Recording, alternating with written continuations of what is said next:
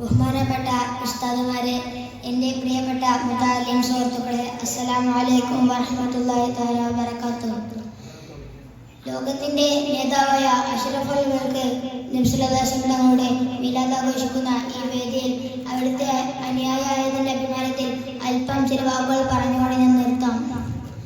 എന്തുകൊണ്ടാണ് നബി സല്ലല്ലാഹു അലൈഹി വസല്ലം തങ്ങളെ ലോകത്തിൻ്റെ നാനാഭാഗത്തുള്ള ആളുകൾ അവിടുത്തെ മധുഹുകൾ പാടിപ്പറയുന്നത് എന്ന് നിങ്ങൾ ചിന്തിച്ചിട്ടുണ്ടോ? എന്തുകൊണ്ടാണ് ആ കാലത്ത് ജീവിച്ചിരുന്ന രാജാക്കന്മാരെ ആർക്കും ഓർമ്മയില്ലാത്തത്? ഇതിന്റെ ഉത്തരമാണ് നബി സല്ലല്ലാഹു അലൈഹി വസല്ലം തങ്ങളുടെ നമുക്ക് ലഭിക്കുന്നത്. ഒരു മനുഷ്യന്റെ ധാർമ്മികപരമായും സാമൂഹികപരമായും തുടങ്ങി അവൻ ബന്ധപ്പെടുന്ന ഏതെല്ലാം മേഖലകളുണ്ടോ അവിടെയെല്ലാം എന്തിനാണ് പ്രവർത്തിക്കുന്നതെന്നും എങ്ങനെയാണ് പെരുമാറേണ്ടതെന്നും ഹബീബ് റസൂലുള്ളാഹി തങ്ങൾ നമുക്ക് വരച്ചു കാണിച്ചു തന്നിട്ടുണ്ട്. അവിടുത്തെ ജീവിതത്തിന്റെ ഏത് മേഖലകളിലും പിൻപറ്റുന്നവർ വിജയിക്കുമെന്നുള്ള കാര്യം ഉറപ്പാണ്. അതുകൊണ്ട് നമ്മൾ ലോകത്തിന്റെ നേതാവായ നബി സല്ലല്ലാഹു അലൈഹി വസല്ലം തങ്ങളുടെ ചര്യകൾ ഉറപ്പായും പിൻപറ്റുന്നവരാകണം. മഹാനായ ഇബ്നു ഉമർ റളിയല്ലാഹു അൻഹു ഇതിനൊരു വലിയ ഉദാഹരണമാണ്.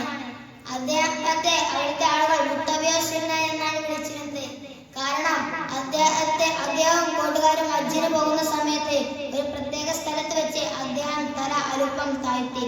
കൂടെയുള്ളവർ കാരണം അന്വേഷിച്ചപ്പോൾ അവർ അത്ഭുതപ്പെടുന്നു. മഹാനായ ഇബ്നു ഉമർ റളിയല്ലാഹു അൻഹു പറഞ്ഞത് ഇപ്രകാരമാണ്: നബി സല്ലല്ലാഹു അലൈഹി വസല്ലം തങ്ങളുടെ കൂടെ ഞങ്ങൾ ഹജ്ജിന് പോകുന്ന സമയത്ത് ഇവിടെ ഒരു മരച്ചിലുണ്ടായിരുന്നു. അത് തലയിൽ തട്ടാതിരിക്കുവാൻ വേണ്ടി നബി സല്ലല്ലാഹു അലൈഹി വസല്ലം തങ്ങൾ തല താഴ്ത്താറുണ്ട്. അതുകൊണ്ട് ഞാൻ ഇതിലൂടെ പോകുമ്പോഴൊക്കെ ഞാൻ തല താഴ്ത്താറുണ്ട്.